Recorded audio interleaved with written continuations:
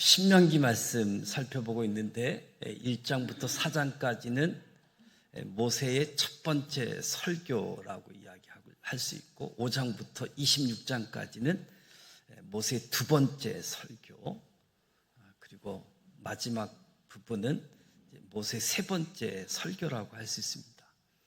1장부터 4장까지는 출애굽 1세대들이 왜 가나안 땅에 들어가지 못했는가, 그 원인들을 살펴보고 출애굽 2세대들은 이런 실수를 반복하지 않았으면 좋겠다, 그 원인, 이유들에 대해서 말씀하고 있고, 신명기에서 두 번째 모세 설교는 제사장 중심보다는 이스라엘 백성들, 평민들, 그들이 하나님 말씀을 지켜라, 명령을 지켜라, 각종 명령, 규례, 율례 아주 세세하게 가르쳐 주고 있고, 그리고 마지막 세 번째 설교에서는 하나님과의 언약 관계를 다시 한번 확인하고, 이 언약을 지켰을 때 복, 언약을 떠났을 때 하나님의 경고의 메시지를 담고 있습니다.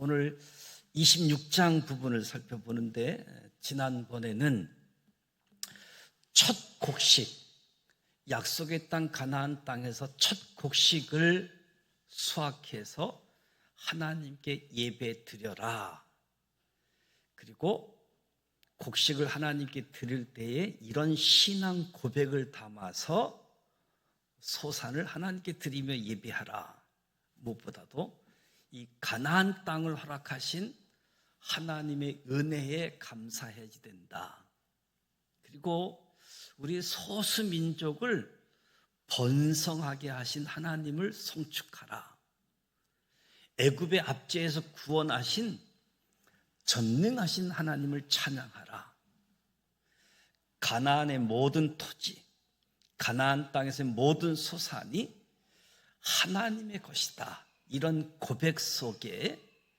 첫 번째 수확물들을 하나님께 드리며 예배하라.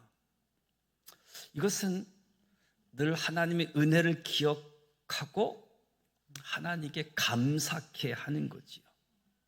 그리고 이런 신앙 고백을 통해서 하나님 앞에 늘 겸손한 자세를 가질 수 있도록 이스라엘 백성들에게, 출애굽 2세대들에게 말씀해 줍니다.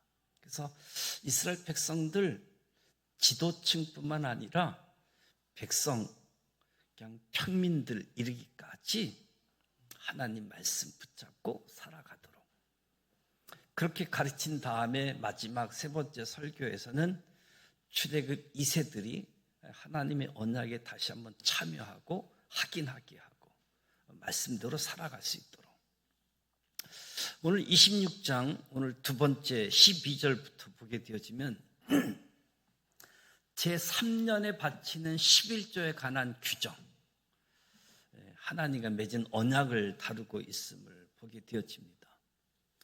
이스라엘 백성들은 셋째 해 곧 11조를 드리는 해에 내 모든 소산의 11조를 내기를 마친 후에, 이스라엘 백성들은 하나님께서 땅을 주셨다, 이것을 인정해야지 되고, 이 땅을 하나님이 주셨다 인정하는 것을, 그 땅에서 얻은 소산의 10분의 1을 하나님께 11조로 드리며 예배 드리게 했던 거죠. 하나님께서 이스라엘 백성들이 11조를 두 가지 방식으로 드리도록 했는데, 첫 번째는 제1년, 제2년에는 11조를 중앙성소로 가지고 와서 하나님께 드리게 했습니다.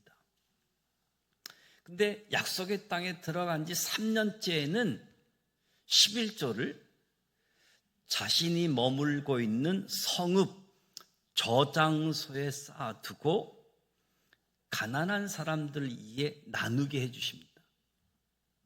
가난한 사람들을 위해서 특히 이 말씀은 이미 신명기 14장에 제정된 규례인데 매 3년 끝에 그의 소산의 10분의 1을 다 내어 내 성읍에 저축하여 너희 중에 분깃이나 기업이 없는 레위인들, 내 성중에 거류하는 객, 고아, 가부들이 와서 먹고 배부르게 하라. 그리하면 내 손으로 하는 범사에 내게 복을 주시리라.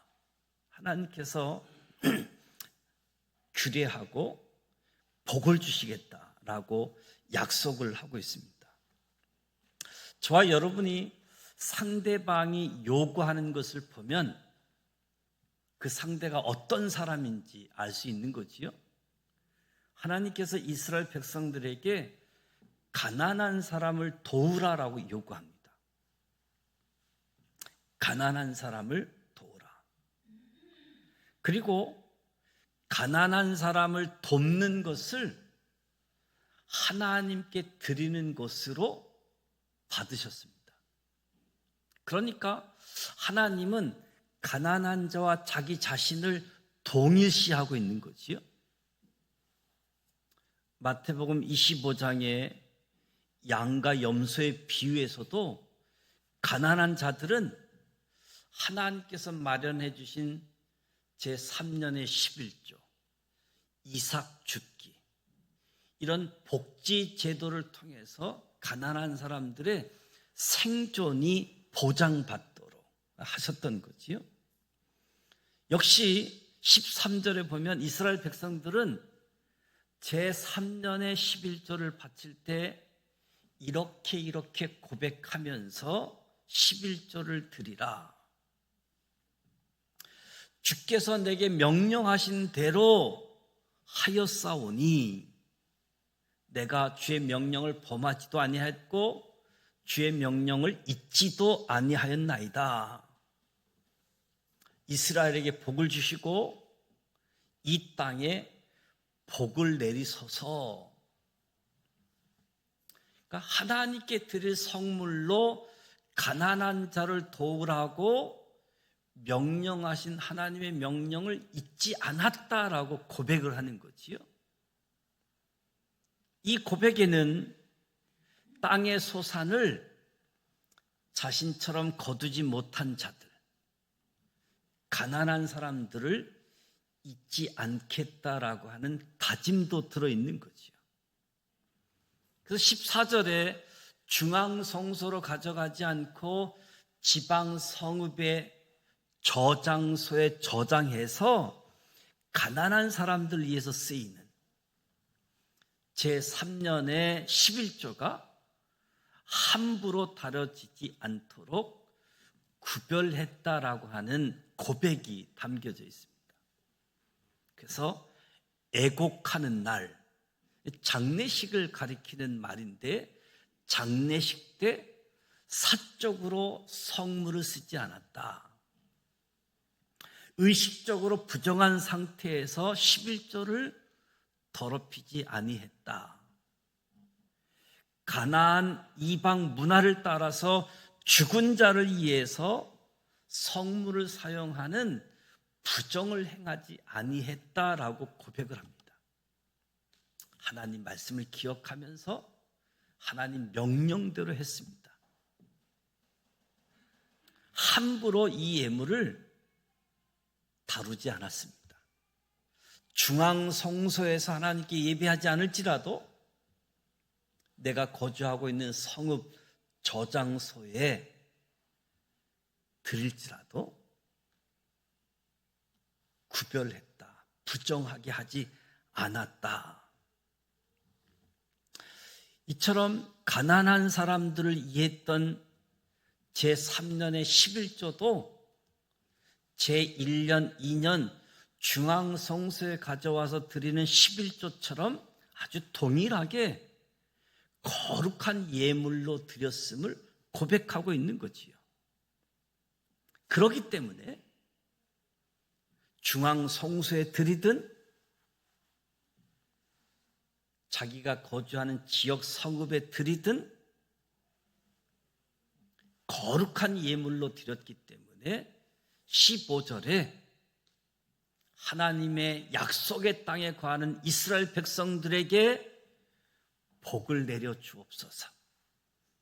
이스라엘 백성들이 살고 있는 이 땅에 복을 내려 주옵소서 간구하는 거지요. 하나님 명령 잊지 않고 하나님 명령 기억하고 하나님 명령대로 아주 거룩하게 구별되게 중앙 성소에서 하나님께 예물을 드리든 하나님 말씀대로 거주하는 성읍에 가난한 자를 위해서 예물을 드리든 거룩한 예물로 드렸다. 그래서 하나님 복 주시기를 원한다. 하나님께서는 이스라엘 백성들이 하나님의 복을 이 땅 가운데, 특별히 하나님의 복을 가난한 사람들에게 흘러 들어가는 복의 통로가 되기를 바라셨던 거지요. 하나님께서는 오늘 저와 여러분도 하나님으로부터 복을 받고 이 받은 복을 가난한 사람들에게 흘러가게 하는 통로가 되기를 원한다는 거지요. 하나님은 하나님 백성들에게 복이 되라고 하십니다. 복이 되라고. 이 말씀은 창세기 12장에 언급되어져 있잖아요. 창세기 12장 2절에 내가 너로 큰 민족을 이루고 내게 복을 주어 내 이름을 창대하게 하리니 너는 복이 될지라. 너는 복이 될지라. 하나님은 하나님의 사람들, 하나님의 백성들에게 복이 되라. 복의 통로가 되라. 하나님은 복 주기를 원하시는 분이시다. 저와 여러분은 이 하나님의 복을 하나님을 믿고 의지하는 사람을 통해 흘러보내시는 하나님을 기억해야 됩니다. 이 하나님을 붙잡아야 됩니다. 그러하기에 저와 여러분은 풍성하신 하나님께 기대어 풍성한 삶을 살아가야지 되는 거지요. 저와 여러분이 육신의 질병을 경계하듯 신앙의 질병 중에 하나가 인색함입니다. 인색함. 질병을 경계하듯 신앙의 질병인 인색함을 경계하자. 인색함은 마치 동맥 경화가 일어나는 것처럼 마음의 경화를 일으켜가지고, 그러니까 하나님 백성들이 인색해지면 동맥이 경화하여 피 흐름이 막혀지는 것처럼 하나님의 복이 이 땅에 흐르는 통로가 막히게 되어지는 거지요. 인색함에서 나타나게 되어지는 거지요. 이는 인색함, 하나님의 백성들이 하나님을 모르는 사람들에 대한 생명까지도 잃어버리게 하는 거지요. 본인뿐만 아니라 주변에 있는 사람들, 특히 하나님을 모르는 사람들까지도 생명을 잃어버리게 하기 때문에 마음의 경화, 인색함, 경계하라. 그러기에 저와 여러분이 살아가는 오늘 삶의 현장, 우리의 생각들, 이 자본주의 논리에 꽉 붙잡혀 있잖아요. 신앙으로 하나님이 주신 말씀을 붙잡음으로 자본주의 논리까지도 초월할 수 있는, 그래서 하나님이 말씀하신 바를 따라 행할 수 있는 믿음, 용기를 이 땅의 하나님의 사람들이 보여주어야 되는 거지요. 요즘 경제가 참 어렵고 특히 자영업자 되시는 분들이 참 어려운 가운데 있는데 그동안도 어려웠지만 대출을 받아서 버텨왔는데 지금은 그런 상황도 안 될 정도로 어렵다라고 이야기하고요. 또 지난 여름 얼마나 더웠습니까? 지난 여름 전기 이번 달까지 계속 누적돼서 상승된 비용들인데 그러다 보니까 살림살이가 팍팍해지고 마음에 한파가 불어닥쳐가지고 그 어느 때보다도 인색해져 갈 수밖에 없는 그런 상황인데 이러한 때에 우리 믿음의 사람 그리스도인들마저도 하나님의 사람들마저도 마음이 경화된다고 한다면 우리의 마음이 인색함으로 가득한다라고 한다면 누가 이 땅에 하나님의 복을 흐르게 할 수 있을까? 누가 이 땅에 하나님의 복을 흘러갈 수 있는 통로의 역할을 할 수 있을까? 십자가에 매달려 죽으사 시장을 가르시고 내가 이기었노라 선언하시면서 이 땅에 하나님의 복을 흐르게 하신 그 예수님. 그래서 제사장을 통해서만 하나님 앞에 나아갈 수 있는 그 길을 예수님이 새로운 시장이 되셔서 예수님을 통해서 누구든지 하나님 앞에 나아갈 수 있는 하나님의 복이 흘러갈 수 있는 그 길을 허락해 놓으셨는데 저와 여러분도 그 믿음, 그 용기, 담대함을 가지고 나아가는 거지요. 공생 공영이 깨지고 서로에 대한 신뢰가 깨지고 인류애가 사라지고 전 세계가 흑암에 파묻힌 때야말로 하나님의 복의 통로가 십자가에서 죽으신 구원자, 사망 권세를 이기시고 부활하신 주님, 예수님을 의지해서 이 어느 때보다도 빛의 역할, 소금의 역할을 감당해야지 되어지는 상황들. 우리 밥상에 고기 반찬을 덜 먹게 되더라도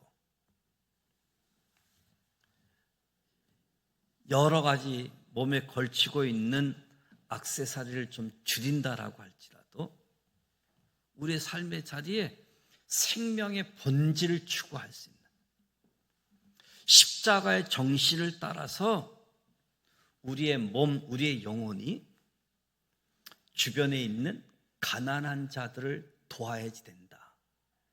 먼저 가난한 자에게 좀 더 관심을 가지고 가난한 자에게 도움을 줄 수 있는 이 일들,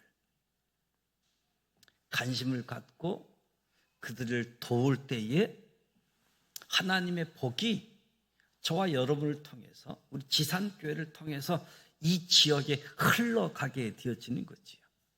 지산교회가 또 저와 여러분이 하나님의 복의 통로로 쓰임받게 되어지는 겁니다. 그래서 저와 여러분을 통해서 우리 지산교회를 통해서 흘러가는 하나님의 복이 깨어진 피조 세계를 회복시키는 일에 쓰임받게 되어질 겁니다. 심지어 십자가 보혈로 우리의 마음의 경황, 인색함을 치유받아서 예수님처럼 온유하고 겸손한 마음으로 변화되어져서 하늘의 복을 이 땅에 흘러보내는 통로자의 역할로 살아가기를 주님의 이름으로 축복합니다. 이 모세의 두 번째 설교는 신명기 법전이라고도 이야기하지요. 그래서 하나님과 맺은 언약을 재확인하면서 마무리하게 되어지는데 바로 16절에서 19절에 이스라엘 백성과 하나님 사이에 맺은 언약을 이야기하지요. 오늘 내 하나님 여호와께서 이 규례와 법도를 행하라고 내게 명령하시나니 그런즉 너는 마음을 다하고 뜻을 다하여 지켜 행하라. 마음을 다하고 뜻을 다하여 지켜 행하라. 고대 사회에서 조약을 체결할 때에는 양측이 각기 상대방으로 하여금 조약의 내용을 선언하도록 하는 게 관례이지요. 그래서 이 조약의 내용을 알고 확인하고 선언하는 거지요. 이스라엘 백성과 하나님 사이에 맺은 언약도 상호 간의 의무를 확인했습니다.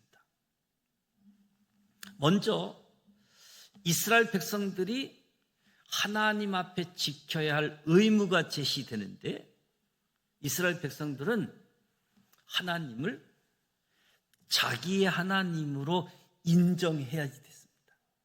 하나님을 나의 하나님, 우리의 하나님, 하나님을 하나님으로 인정하는 것. 그리고 그 인정한다라고 하는 것은 그냥 말로만 인정하는 것이 아니라 하나님이 명령한 모든 율법에 순종하는 것을 통해서 내가 하나님을 인정합니다. 증명하는 거지요. 하나님을 하나님으로 인정하고 하나님 말씀에 순종함으로써 내가 하나님을 인정합니다. 증명하는 거지요. 이것이 이스라엘 백성들이 지켜야 할 의무였죠. 그런가 하면 18절, 19절은 하나님께서 지켜야 할 의무가 제시됩니다. 하나님이 지켜야 될 의무. 여호와께서도 내게 말씀하신 대로 오늘 너를 그의 보배로운 백성이 되게 하시고 그의 보배로운 백성이 되게 하시고 여호와께서 너를 그 지으신 모든 민족 위에 뛰어나게 하사 찬송과 명예와 영광을 삼으시고 너를 내 하나님 여호와의 성민이 되게 하시리라. 하나님이 이스라엘 백성과 언약을 맺으면서 상호 의무를 체결하는데 하나님께서 스스로 언약의 틀 속에 묶이시게 되어 있는 거지요. 하나님이 스스로 언약의 틀 속에 묶입니다. 하나님의 의무는 이스라엘 백성을 자신의 보배로운 백성이 되게 하는 것, 하나님의 의무입니다. 이처럼 이스라엘 백성은 하나님을 자기 하나님이라고 인정하고 하나님은 이스라엘 백성을 자신의 보배로운 백성으로 인정하는 상호 헌신이 담겨져 있는 언약. 하나님과 이스라엘 백성이 맺은 언약에 하나님의 헌신이 담겨져 있고 이스라엘 백성의 헌신이 담겨져 있는 거지요. 사실 이해할 수 없는 언약이지요. 하나님과 이스라엘 백성이 맺은 언약, 일방적인 언약이 아니라 상호 의무가 담겨져 있는 언약. 이 이해할 수 없는 언약은 오직 하나님의 사랑 때문에 체결되어지는 거지요. 하나님의 사랑 때문에. 이스라엘 백성을 향한 하나님의 헌신적인 사랑. 이미 출애굽기 19장 시내산 언약에서 맺어졌고 오늘 본문은 이 언약을 재확인하는 거지요.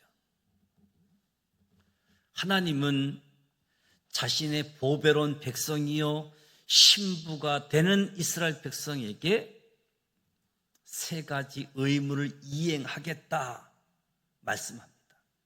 하나님이 이렇게 하겠다. 하나님이 해야 할 의무를 말씀하시는데 이스라엘 백성을 모든 민족 위에 뛰어나게 하겠다. 뛰어난다라고 하는 것은 높임을 의미하는 거지요. 하나님께서 이스라엘 백성을 택하셔서 그들의 신분과 지위를 아주 특별하도록 높여주시겠다는 의미이죠. 두 번째 하나님의 의무는 이스라엘 백성들을 찬송과 명예와 영광으로 삼으시겠다. 이스라엘 백성의 높아진 신분과 지위는 다른 사람들로부터 칭찬을 받고 명예와 영광을 누리게 하도록 하나님이 하시겠다는 겁니다. 그리고 세 번째, 이스라엘 백성이 하나님의 성민이 되게 하겠다. 하나님의 거룩한 백성이 되게 하겠다. 이것은 이스라엘 백성이 스스로 노력하고 스스로 애써서 얻을 수 있는 지위가 아니죠. 오직 하나님의 사랑 때문에, 오직 하나님의 은혜 때문에 하나님께서 이스라엘 백성들을 구별하고 성별하셨기 때문에 은혜로 얻을 수 있는 거지요. 모든 민족에 뛰어나게 하시겠다. 찬송과 명예와 영광을 삼겠다. 하나님의 거룩한 백성이 되게 하겠다. 아주 놀라운 언약이 체결되어졌습니다. 그리고 그 언약을 이 출애굽 2세대들에게 재확인까지 하면서 이스라엘 백성들에게 특권이 주어졌습니다. 이거는 특권이다. 이해할 수 없는 언약. 한마디로 이스라엘 백성들에게 특권이 주어졌다. 그런데 구약 성경의 역사가 증언하잖아요. 구약 성경에 나타난 이스라엘 백성들의 이야기, 이런 사랑 때문에 언약이 체결되어졌고 특권이 주어졌음에도 불구하고 그들이 언약을 지키지 않았다는 것, 구약의 역사가 증언하잖아요. 그럼에도 불구하고 신실하신 하나님께서 이스라엘을 포기하지 않으셨습니다. 하나님께서 이 언약을 신실하게 지키기 위해서 하나님이 자기 아들을 십자가에 못 박는 일까지 주저하지 않으셨던 거지요. 하나님이 하나님의 의무를 행하기 위해서 우리를 의롭다고 여겨주신 하나님께서 시장을 찢으시고 하나님 앞에 담대히 나올 수 있도록 길을 열어 주셨던 거지요. 사랑, 하나님의 사랑, 온전한 사랑이 두려움을 내쫓습니다. 저와 여러분이 이 하나님의 사랑에 푹 잠기게 될 때 우리의 마음의 경화, 동맥 경화, 이 경화를 치유받고 인색함을 깨고 나와서 이 자본주의의 논리를 넘는, 이 땅의 상식을 초월하는 하나님 말씀의 논리를 따라서 하나님의 복을 이 땅에 흘러내는 통로의 역할을 할 수 있는 이 땅에서 풍성한 자의 삶을, 그런 인생을 살아갈 수 있게 되어지는 거지요. 저와 여러분의 삶은 분명 가물어서 메마른 땅과 같이 갈라져 버린 현 시대의 아픔, 상처 회복시키는 것은 오늘 하나님의 사람들, 저와 여러분을 통해서 하나님이 일하실 겁니다. 하나님께서 저와 여러분을 회복의 통로로 삼아 주셨음을 기억하면서 마땅히 도와야 할 자를 힘써 돕는, 그래서 세상 사람들이 감히 흉내낼 수 없는 승리의 삶을 살아갈 수 있는 삶의 자리, 삶의 현장이 되어지기를 축복합니다. 신앙 고백이 담겨져 있는, 무엇보다도 우리가 해야 될 의무, 하나님이 하실 의무 기억하면서 저와 여러분이 감당해야 될 역할들을 감당하는 가운데에 특별히 인색함에 대한 부분들, 경제적인 논리 때문에 너무너무 어려운 이 일 때문에, 그럼에도 불구하고 하나님을 기억하고 그 가운데서도 감사하고 그 가운데서도 믿음으로 나아갈 수 있는 우리 모두가 되시기를 주님의 이름으로 축복합니다.